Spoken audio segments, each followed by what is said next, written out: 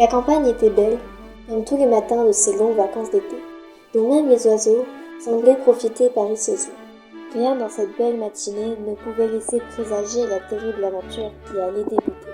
Au milieu de cette vallée, il y a ce bout de jardin au bord de rivière. Et surtout, cette maison au style étrange. La porte d'entrée explose littéralement, et une grosse dame vient prendre possession du perron. La mamie a la soixantaine. Arthur! Arthur, où est-il encore passé? Le chien disparu lui aussi. Alfred! La mamie gronde comme un orage lointain. Elle n'est pas en retard. Elle entre à nouveau dans la maison. L'intérieur est décoré sobrement, mais avec goût. Elle traverse le salon et arrive à l'escalier qui monte aux chambres en gros mur. Un chien de garde, m'avait-on dit? Je me demande bien ce qu'il garde, ce chien-là. Il n'est jamais là à la maison, comme Arthur. Des vrais courants d'air, ces deux-là. Pensez-vous qu'ils s'inquiètent de voir leur pauvre grand-mère leur courir après toute la journée? Elle pousse la porte d'une chambre, visiblement faite d'Arthur. Elle est plutôt bien rangée pour une chambre d'enfant, mais la tâche semble aisée, vu qu'il n'y a presque pas de jouets, sauf quelques-uns en bois datant d'une autre époque. Mais la chambre est vide. Soudain, elle s'arrête. Une idée a germé. Elle écoute la maison, étrangement silencieuse. 5 minutes de calme. Où pourrait-il jouer calmement dans un coin sans faire de bruit? Elle s'approche de la dernière porte où l'on peut lire, gravé sur une planche de bois, « Entrée interdite ». Il s'agit d'un grenier aménagé en vaste bureau. Un mélange de joyeuses brocantes et d'ateliers d'un professeur un peu fou. Au-dessus du bureau, on peut lire une banderole qui nous livre une énigme. Les mots en cachent souvent d'autres. Notre savant est donc aussi philosophe. Mamie avance doucement au milieu des masques africains accrochés au mur. Un clou est vide. Mamie tient son indice. Elle n'a plus qu'à suivre les ronflements. Elle découvre Arthur, allongé à même le sol, un masque africain sur le visage. Évidemment, Alfred est allongé à ses côtés. La mamie soupire de bonheur devant ce petit ange qui remplit sa vie de joie. Arthur, ça fait 1 heure que je vous cherche. Ne prends pas ton petit air malheureux comme ça. Tu sais très bien que je ne veux pas que vous veniez dans la chambre de grand-père, que vous touchiez à ses affaires. Arthur! Au secours! Une attaque! À moi mes hommes! Alfred! Formez le cercle! Arthur reprend ses esprits et semble réaliser où il se trouve. Et surtout face à qui? Excuse-moi, mamie, j'étais en Afrique. J'étais avec grand-père dans une tribu africaine. Des amis à lui. On était entourés par des dizaines de lions féroces sortis de nulle part. Oh mon Dieu, qu'as-tu fait pour te sortir d'une pareille situation? Moi? Rien. C'est grand-père qui a tout fait. Mamie, dis-moi pourquoi il est parti, grand-père. La phrase résonne dans le silence et cueille la grand-mère en pleine nostalgie. Elle cherche un peu ses mots. Ça lui fait toujours ça quand l'émotion est trop proche. J'aimerais bien le savoir. Il passait beaucoup de temps dans son jardin près de son arbre qu'il aimait tant. Je le vois encore à la tombée de la nuit, avec sa longue vue observant les étoiles toute la nuit. La lune brillait sur la campagne. Et puis au petit matin, la lunette était là, et lui avait disparu. Cela fera bientôt 4 ans. Sans mots, sans rien. Ça devait être drôlement important pour qu'il parte comme ça. Elle tape dans ses mains, comme on claque une bulle de savon pour rompre l'enchantement. Allez, on va finir par être en retard. File, mettre un gilet. Arthur part en courant joyeusement vers sa chambre. Seuls les enfants ont le pouvoir de passer aussi facilement d'une émotion à l'autre, comme si les choses les plus lourdes n'avaient pas réellement de poids avant 10 ans. La vie n'est pas bien grande, mais très agréable. Mamie se gare face au magasin qui, sans conteste, est le plus important de la ville. Davido Corporation. Alimentation générale. La mamie s'apprête à entrer quand elle croise Martin, l'officier de police. Il se précipite et lui ouvre la porte. Merci, officier. De rien, madame Suchot. C'est toujours un plaisir de vous voir en ville. Besoin de rien là-haut? Tout est en ordre? Les tâches ne manquent pas, mais ça passe en nuit. Et puis, j'ai mon petit Arthur. Bien, bien, bien. Vous me voyez ravie. Eh bien, à bientôt, madame Suchot. Tu vois, Arthur, il est gentil avec moi. Ton grand-père est très aimé ici. Il aidait un peu tout le monde avec ses inventions. Quand il a disparu, les gens m'ont beaucoup soutenu. Mamie lui caresse la tête avec affection et lui tend la liste de courses. Tiens, je te laisse faire. Je sais que ça t'amuse. J'ai une course à faire chez Madame Rosenberg. Si tu as fini avant moi, tu m'attends à la caisse. Je peux m'acheter des pailles? Oui, mon chéri, autant que tu veux. Il n'en fallait pas plus pour lui faire passer la plus mémorable des matinées. Mamie pénètre dans la quincaillerie des Rosenberg en face de la rue. Madame Rosenberg apparaît comme un diable sort de la boîte. Il faut dire que ça fait plus d'1 heure qu'elle est collée à sa vitre, épiant l'arrivée de son ami. Il ne vous a pas suivi? Non, je crois qu'il ne se doute de rien. Elle se penche derrière son comptoir et en ressort un colis enrobé dans un sac en papier. Voilà, tout y est. Merci, vous me sauvez la vie. Combien je vous dois? Pensez-vous? Rien du tout. Je me suis amusée comme une petite folle. C'est adorable, mais je ne peux pas accepter. Alors, n'insistez pas et dépêchez-vous avant qu'il ne se rende compte de quelque chose. Je suis confuse. Je ne sais pas comment vous remercier. Vous m'avez fait participer. Rien ne pouvait me faire plus plaisir. Allez, oust. Et je compte sur vous pour tout me raconter demain. Dans les moindres détails. La mamie sort du magasin en souriant et va cacher le colis sous une couverture dans la voiture avant de rejoindre Arthur à la caisse du magasin. Oh là là, comme c'est excitant. Une fois les courses terminées, ils repartent vers la maison. Arthur en a profité pour acheter 6 paquets de paille. Que peut-il bien vouloir en faire? Il est fou de joie quand mamie lui épargne de ranger les courses et lui propose d'aller jouer. Alfred le suit en courant. Il retrouve son ouvrage dans l'atelier. Plusieurs bambous soigneusement découpés dans le sens de la longueur et dont chaque partie a été percée d'une multitude de petits trous. Arthur déchire ses sacs de paille et les emboîte une par une dans les petits trous. Alfred, tu vas assister au plus grand réseau d'irrigation de toute la région, le plus perfectionné que le réseau de papy. Voici le réseau d'Arthur. Il traverse le jardin, son immense bambou percé de paille à l'épaule. Il le place au-dessus d'une tranchée creusée plus tôt, raccorde le tuyau d'arrosage à l'extrémité du bambou et positionne les pailles au-dessus de chaque petite pousse plantée dans la tranchée. Alfred, qui se fiche des radis, revient avec sa balle de tennis qu'il lâche sur une jeune pousse. Alfred, ce n'est pas le moment. Et puis d'abord, passe de ses vues sur le chantier. Arthur lui envoie la balle à l'autre bout du jardin. Une fois les réglages finis, il ouvre le robinet. Miracle, ça fonctionne. Arthur, c'est l'heure du goûter. Moi, Alfred, ça doit être le président de la compagnie des eaux qui m'a invité pour me féliciter. Je reviens.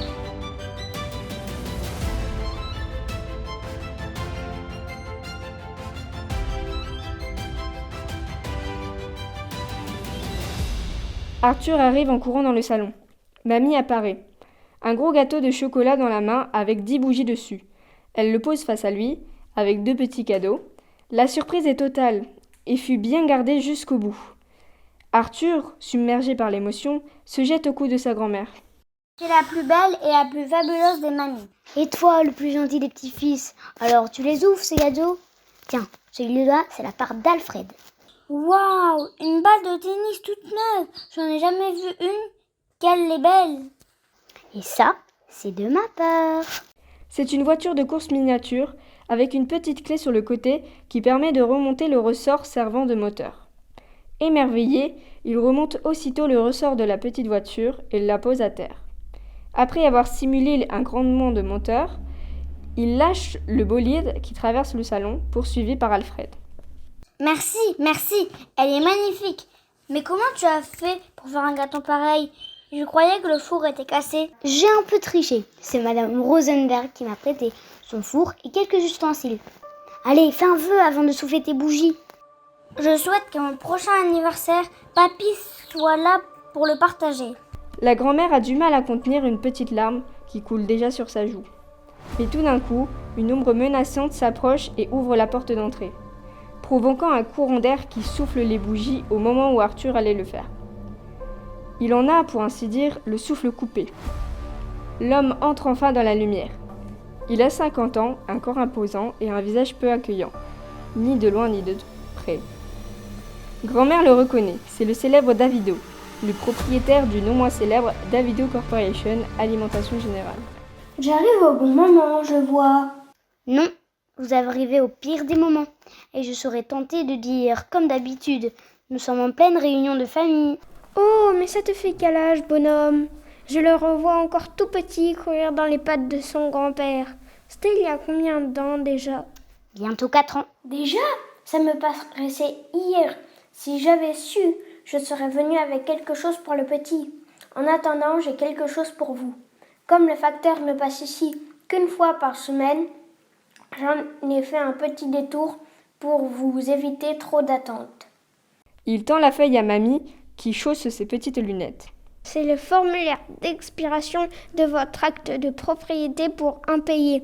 Cela vient directement du bureau du gouverneur.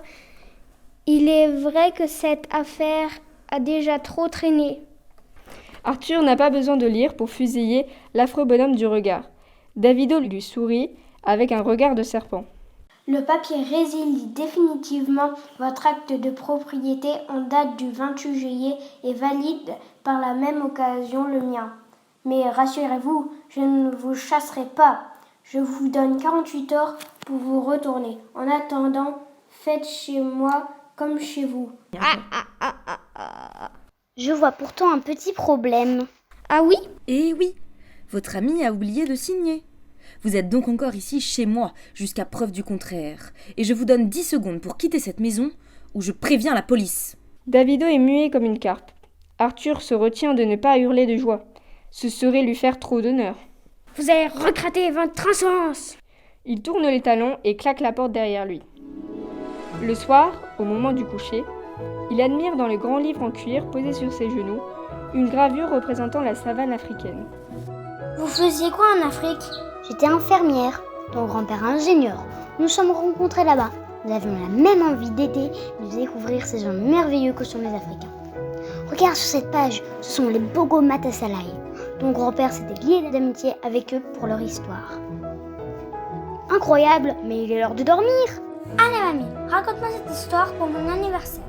Bon, 1 minute, pas plus. Les Bogo Matasalai étaient tous très grands. À l'âge adulte, ils mesuraient plus de 2 mètres. Je disais qu'il y avait forcément quelque part un complément, quelqu'un qui compensait. En Chine, on appelle ça le yin-yang. Eux lui ont donné le nom de frère nature. Pendant des siècles, ils ont cherché leur moitié. Et ils l'ont trouvé? Oui, au bout de 300 ans. Après avoir cherché dans tous les pays d'Afrique, cette tribu vivait à peine à quelques mètres. C'était les Minimoys. Ils mesuraient à peine 2 mm. Arthur en est bouche bée. Jamais il n'avait eu vent de ces histoires merveilleuses.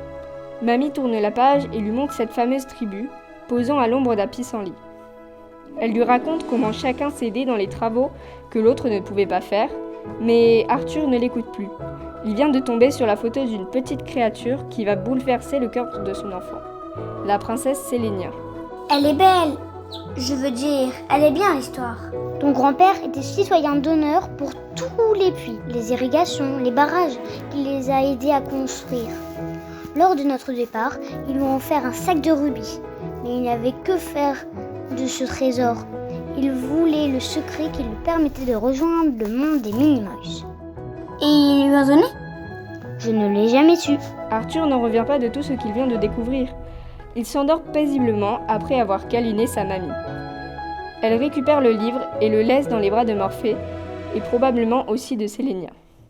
Elle laisse échapper un triste soupir. Tu me manques, Archibald, vraiment beaucoup.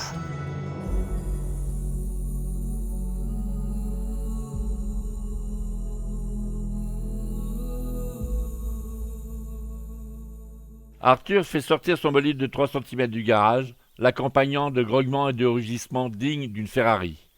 Il suffit d'avoir de l'imagination et il n'en a jamais manqué.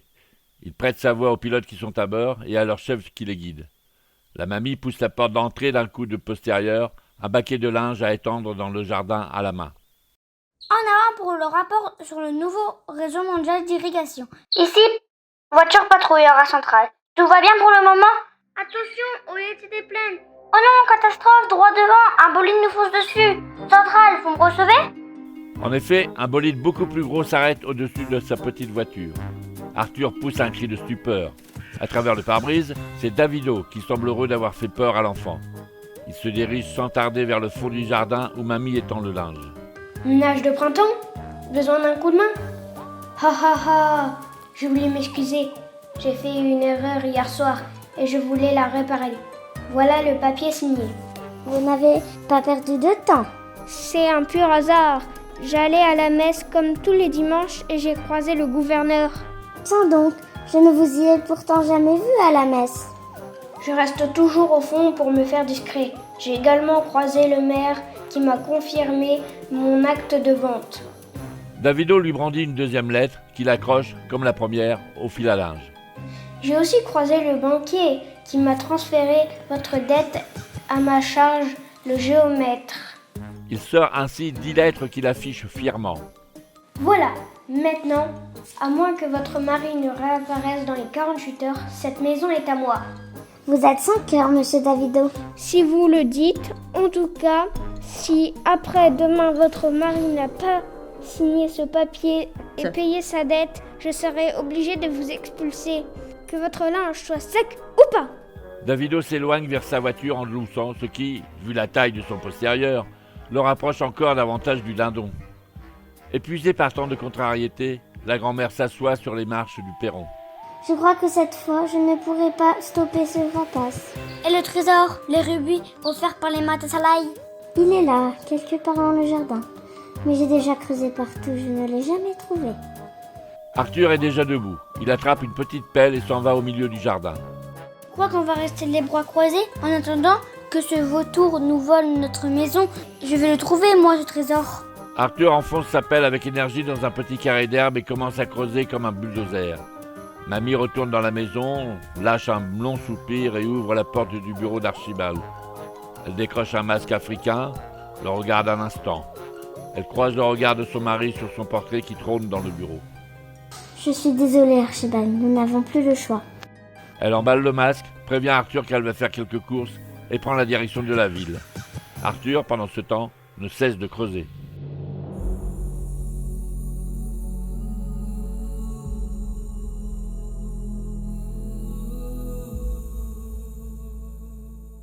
Le pick-up roule au pas au milieu de la grande ville. La grand-mère s'arrête devant un magasin, vérifie que l'adresse est bien la bonne et pénètre dans un magasin d'antiquités. Des centaines d'objets et des meubles en tout genre s'entassent en quantité. Derrière son comptoir, le propriétaire lit le journal. Il n'inspire pas la confiance. Puis-je vous renseigner? Excusez-moi, vous étiez passé chez nous il y a un moment. Si on voulait se débarrasser de meubles ou de bibelots, j'ai un objet qui vient d'une collection personnelle. Je voudrais connaître sa valeur. L'homme pose son journal en soupirant, défait le papier journal et prend le masque dans ses mains. Qu'est-ce que c'est? Un masque de carnaval? Non, le masque d'un grand chef africain. Il est unique. 1,50 €. Quoi? C'est tout? Mais c'est une pièce d'une valeur. 1,80 €. Je ne peux rien faire de plus. Ce n'est pas du tout la mode en ce moment. Les gens veulent du moderne. Désolée. Les livres se vendent bien mieux en ce moment. À la maison, Arthur jette sa pelle, découragé. Il ne peut pas croire que son grand-père n'ait laissé aucun indice pour trouver ce trésor. Il décide de fouiller tous les livres, à la recherche d'une piste, de quelque chose. Il termine par le livre que lisait sa mamie la veille. En allant plus loin, il tombe sur un dessin inquiétant qui le fait frissonner des pieds à la tête. Une ombre maléfique avec un visage sans expression. Sous le dessin, il est écrit « Malthazar le maudit ».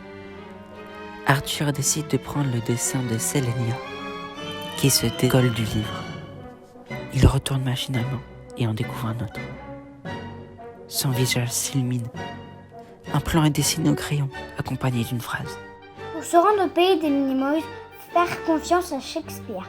C'est qui celui-là encore? Essayons de comprendre le plan. Le nord est par là, le gros chêne, le nain de jardin et la lune, tout correspond. J'ai trouvé! Youpi! Il se précipite hors du bureau et se cogne dans l'antiquaire, accompagné de 2 déménageurs. Ah, voilà qui est plus intéressant. Allez, on embarque tout. Arthur attrape discrètement sa grand-mère par la manche. Qui sont ces gens? Ils viennent évaluer les affaires de grand-père. Nous n'avons plus le choix. Mais si, on a le choix. Regarde, je sais où est le trésor. Papy nous a laissé un message. Regarde dans le livre que tu me lis toujours. Il y a un plan pour rejoindre les Minimoys. Ils sont dans le jardin. Papy les a ramenés d'Afrique. Et je suis sûre qu'ils vont nous guider au trésor. Nous sommes sauvés! Ce n'est pas le moment, Arthur. N'insiste pas. Tu es grand maintenant, non? Tu crois vraiment que le jardin est truffé de petits lutins qui n'attendent que ta visite pour te remettre un sac plein de rubis? Pardon? Si vous avez des bijoux, nous prenons aussi. Non, nous n'avons rien de ce genre. Arthur, va ranger ce dessin. Les mots en cachent souvent d'autres. William S. Rigolote cette énigme. S pour Socrate? Non, S pour Shakespeare. William Shakespeare. Ah, pas loin, à 2000 en prix. Ça fait tilt dans la tête d'Arthur. Il reprend son dessin et relit la phrase. Pour se rendre au pays des Minimoys, faire confiance à Shakespeare. Bon, allez, on prend tout. Les hommes de main ont commencé leur triste balai. Meubles et objets disparaissent à une vitesse effroyable, sous le regard éploré de la pauvre femme, qui regarde s'éloigner des années de souvenirs. Une fois le chargement terminé, l'homme compte les billets et lui donne. 300 € tout rond. C'est peu d'argent pour 30 ans de souvenirs. C'est un acompte. Si je vends tout, vous aurez au moins 10% de plus. La grande foire a lieu dans 10 jours. Si vous changez d'avis d'ici là, vous pouvez toujours venir les récupérer. Mais au moment où il s'en va, un huissier arrive accompagné par un policier. L'huissier a l'œil directement attiré par la liasse de billets que tient la mamie. Je tombe à pic à ce que je vois. J'ai une demande de recouvrement pour un impayé sur travaux sur la personne de Monsieur Levito pour un montant de 185 €. Avec les frais de retard et de procédure, nous sommes à un total de 290 €. Tenez, voilà 300 €.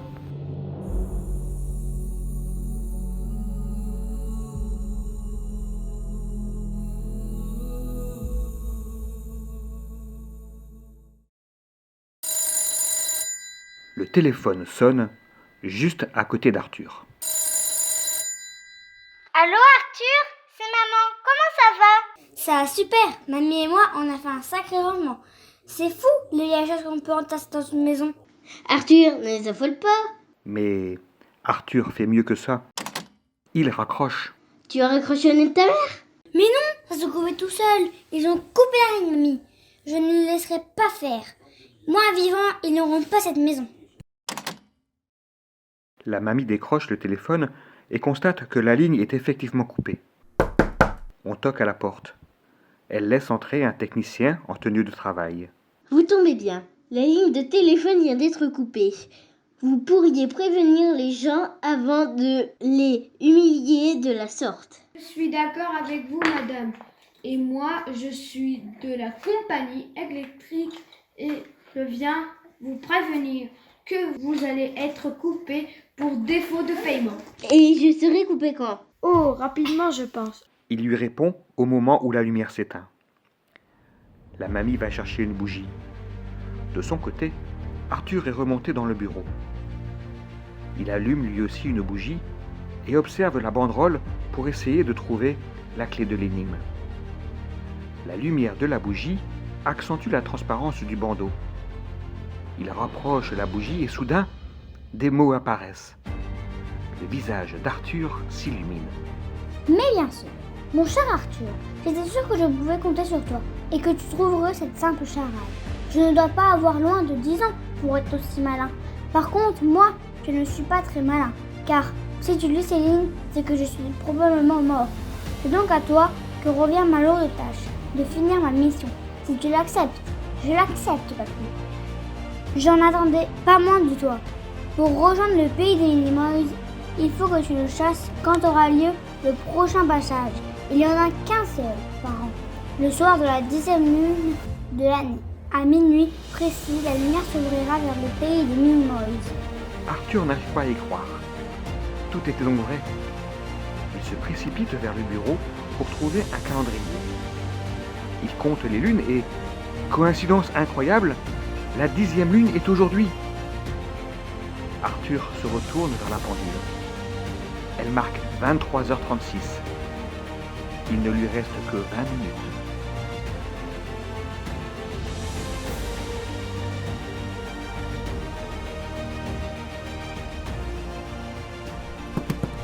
Arthur tape sur le mur comme un fou pour trouver la cachette contenant l'indice suivant. Il finit par faire sauter une planche sous laquelle se trouve un bout de papier qu'il déplie et qu'il lit. Bravo, tu as réussi la 2e énigme. Voici donc la 3e et la dernière.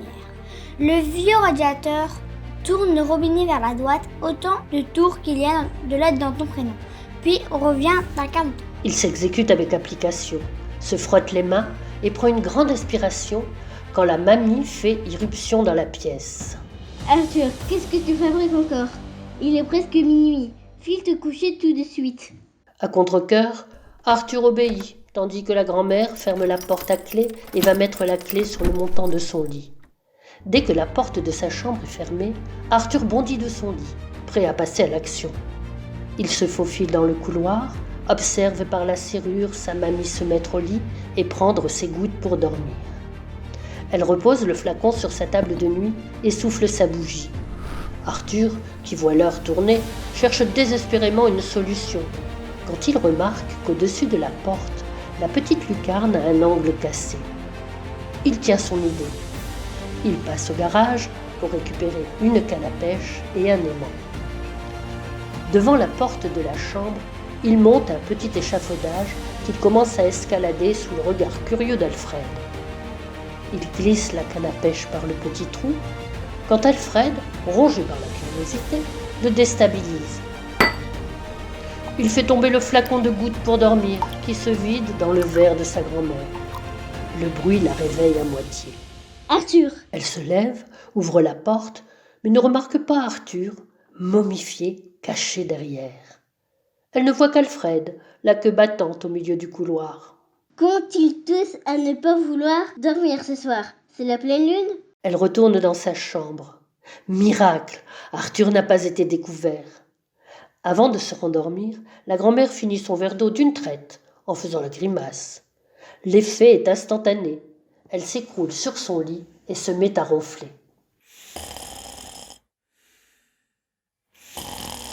L'aimant d'Arthur descend doucement vers la clé. Mais le chien marche à nouveau sur l'échafaudage, qui cette fois s'effondre par terre et ouvre la porte de la chambre. Il observe sa grand-mère étalée sur le lit, ronflant comme une bienheureuse. Il se précipite, recouvre quand même sa mamie d'une couette, prend la clé et file dans le bureau.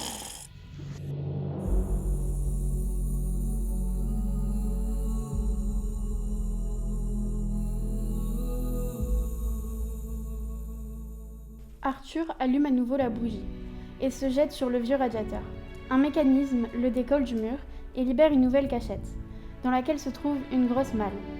À l'intérieur se trouve une magnifique longue-vue, son trépied, ainsi que 5 statuettes africaines représentant des Bongo Matasalai. Il trouve également une petite clé munie d'une étiquette où l'on peut lire « Toujours garder la clé sur soi ». Enfin, il déplie le parchemin sur lequel se trouvent les instructions et tente de mémoriser. Il s'agit d'un plan assez simple, organisé autour du grand chêne et du nain de jardin sous lequel se trouve un trou, dans lequel il devra glisser la longue vue. Il saisit la longue vue et le trépied et quitte la pièce. Le nain du jardin cache bien son jeu, et son trou, pas très large, semble s'en fout. Il y place la longue vue et retourne chercher le reste du matériel. Il récupère un lourd tapis au fond de la malle. Il le déplie et les 5 branches du tapis s'étalent autour de la longue vue. Enfin, il récupère dans la malle les 5 poupées en porcelaine. Il descend, il marche avec précaution, mais d'un seul coup, des ombres se dessinent au sol. Alfred dresse les oreilles et commence à gémir. Les silhouettes sont immenses, pires que des fantômes. Alfred traverse le salon en courant et termine sa glissade entre les jambes d'Arthur, dont les bras sont chargés de statuettes. Il ne peut éviter la chute. Les statuettes virevoltent dans les airs avant de se briser en 1000 morceaux sur le sol. Non! échoué si près du but. C'est pas juste. Il relève la tête et voit 5 ombres chinoises. Immenses, démesurées. Tétanisé, il allume sa petite lampe de poche. Le faisceau éclaire un guerrier Matasalai, accompagné par 4 de ses collègues, Arthur et sans voix. Il se sent encore plus petit que le nain de jardin. Le guerrier sort un papier de sa poche et le lit. Arthur, il n'y a pas une minute à perdre. Viens. Arthur commence hypnotisé, oublie toutes ses peurs et le suit. Les 5 guerriers se mettent en position au bout de chaque branche du tapis. Visiblement, ils ont pris la place des statuettes. Arthur comprend qu'il doit se mettre au centre. Vous ne venez pas? Un seul peut passer. Et tu nous sembles être le meilleur choix pour combattre M le maudit. Malthazar. Aussitôt, les 5 guerriers mettent le doigt sur leur bouche pour réclamer le silence. Une fois de l'autre côté, ne prononce jamais son nom. D'accord? C'est lui que ton grand-père est parti combattre. Et c'est à toi que revient l'honneur de finir son combat. Il est temps, Arthur. En effet, l'horloge sonne. Le premier coup de minuit. Arthur lit le papier d'une main tremblante en exécutant les actions. Le premier cercle, celui du corps, 3 grands à droite. Le deuxième cercle est celui de l'esprit, 3 grands à gauche. Dépêche-toi, Arthur. Le troisième cercle, celui de l'âme, un tour complet. Arthur respire un grand coup et fait tourner la bague tandis que l'horloge annonce le 11e coup de minuit. La lumière de lune, peu à peu, prend de la force. Puis d'un seul coup, un puissant rayon déchire la nuit, comme un éclair qui reliait la lune à la longue. La porte est ouverte. Tu peux te présenter et tâche d'être convaincant. La porte ne reste ouverte que 5 minutes. Il s'approche de la longue vue et jette un œil à l'intérieur. Il aperçoit une cavité en terre, légèrement éclairée. D'un seul coup, une haute échelle vient s'interposer à l'autre bout de la lunette. Arthur n'en croit pas ses yeux.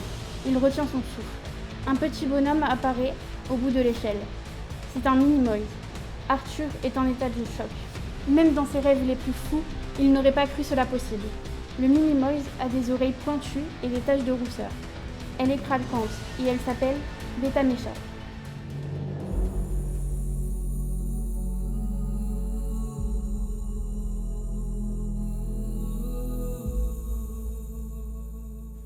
Le Minimoys finit par discerner quelque chose, qui, de son point de vue, n'est qu'un œil énorme.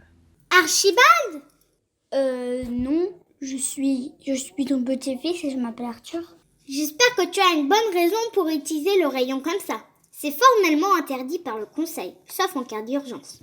C'est un cas d'extrême urgence. Le jardin va être détruit, rasé, ratiboisé dans moins de 2 jours. Il y aura plus de jardin, plus de maisons et donc plus de Minimoys. Qu'est-ce que tu me racontes, mon garçon? Serais-tu un plaisantin comme ton grand-père? C'est pas des blagues. Quelqu'un veut raser le terrain et construire des immeubles. C'est pour cela que je dois t'ouvrir le trésor que mon grand-père a caché dans le jardin. Comme ça, je pourrai payer l'entrepreneur et rien de cela n'arrivera.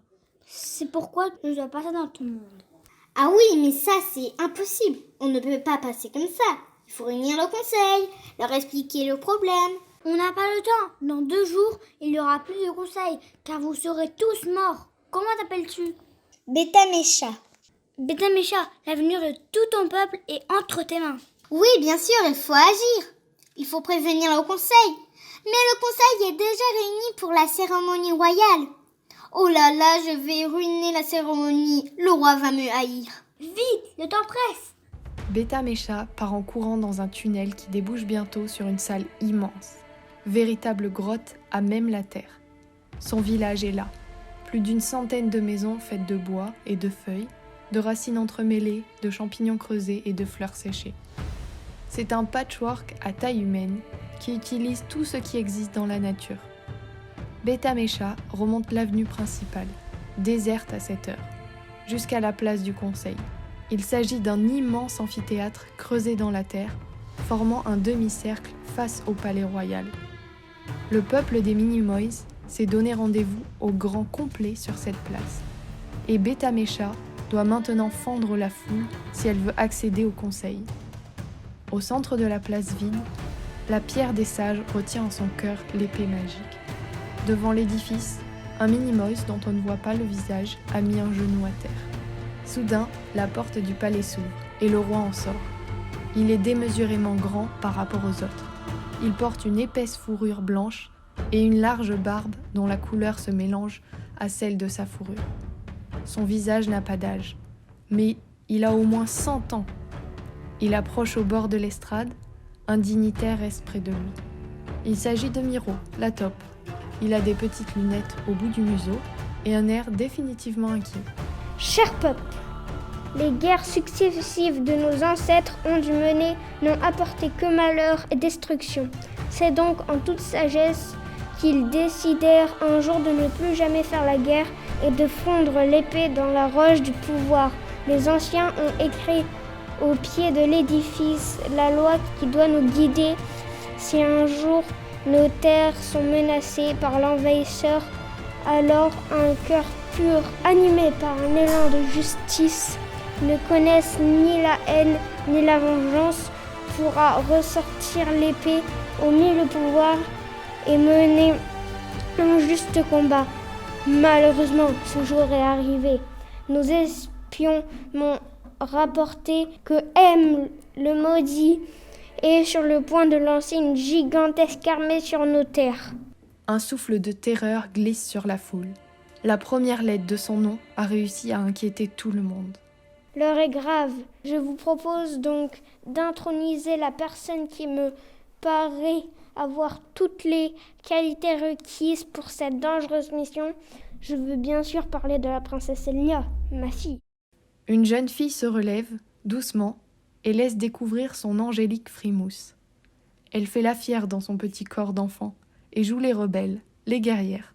Mais sa grâce la trahit. C'est une véritable princesse. La foule applaudit, en signe d'approbation. Elle s'approche et tend calmement les mains vers l'épée, quand Beta Mécha intervient. Papa! Sélénia est arrêtée dans son élan et tape du pied.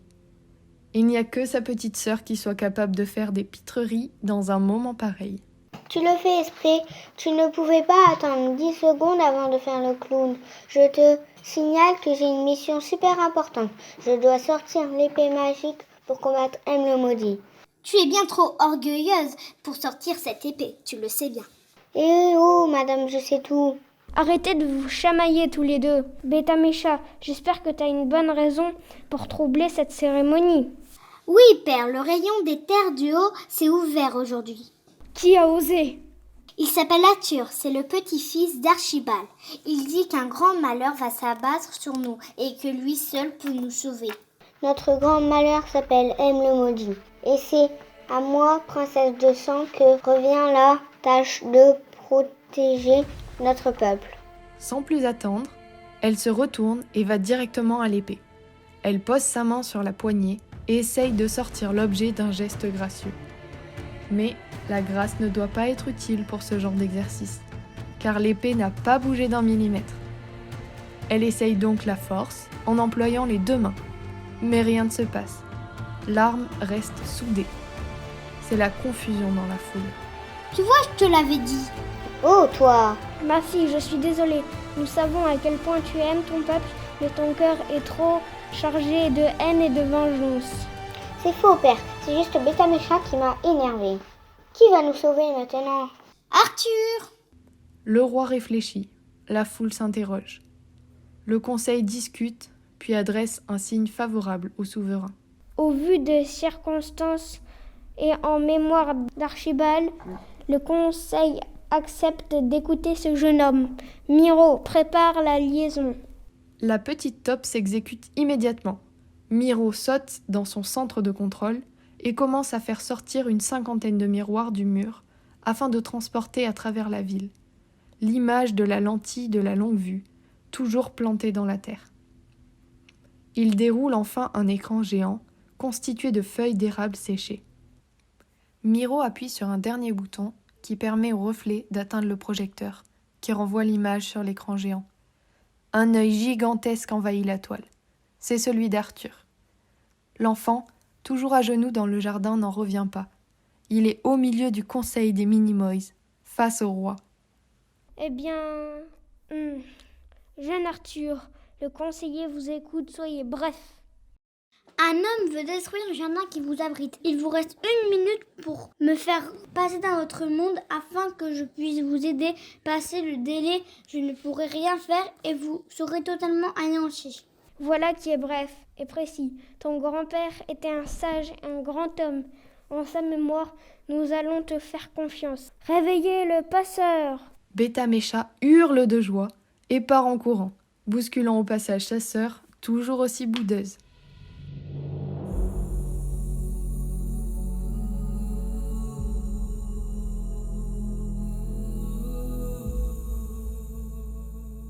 Beta Mécha déboule dans la salle des passages en une glissade qui n'en finit pas. Elle se rue vers le cocon de soie qui pend au plafond. Passeur, il y a urgence! Nom d'une boule à guimauve, qui ose me réveiller? C'est moi, Beta Mécha, c'est mon père qui m'envoie. Il y a urgence, vite! Le sceau royal. Où est-il? Bien. Et la lune, est-elle bien pleine? Parfaite. Elle est bien belle. Il s'approche des 3 bagues, les mêmes que celles qui se trouvent à l'autre bout de la lunette. Sauf que pour les Minimoys, elles sont énormes. 3 crans à droite pour le corps. 3 crans à gauche pour l'esprit. Et maintenant, un tour complet pour l'âme. D'un seul coup, le rayon de la lune change de nature et se met à onduler comme une ligne d'horizon sous l'effet de la chaleur. Arthur se met à rétrécir à toute vitesse, en moins de temps qu'il ne faut pour le dire. Par instinct, il se colle le dos contre le verre pendant qu'il continue de rétrécir. Tu vas rejoindre nos frères, les Minimoys. Mais n'oublie pas que tu n'as que 36 heures pour remplir ta mission. Si après-demain, à midi, tu n'es pas de retour, la porte se refermera pour 1000 jours. Arthur acquiesce de sa petite tête. Derrière lui, le verre est maintenant haut comme un immeuble. Soudain, la paroi en question devient molle et Arthur s'y enfonce. Il traverse la serre et tombe dans la longue vue. Il s'écrase bruyamment contre le verre qui donne sur la salle des passages. Arthur et Beta Mécha se retrouvent nez à nez. Ils se font un petit signe de main. Le Minimoys tente de lui dire quelque chose, mais Arthur ne comprend rien. Beta Mécha lui mime alors une clé, et Arthur se souvient d'un seul coup, la clé qu'il faut toujours garder avec soi. Il la glisse dans la petite serrure et la tourne. Tout d'un coup, un mécanisme s'enclenche. Le verre devient mou, et Arthur glisse à travers et s'écrase sur le sol. Bienvenue au pays des Minimoys! Arthur est devenu un authentique Minimoys. Beta Mécha le tourne vers la lentille pour qu'il puisse voir son reflet. L'enfant est stupéfait, hypnotisé par son reflet. C'est incroyable. Bon, tu t'admireras plus tard. Le conseil t'attend.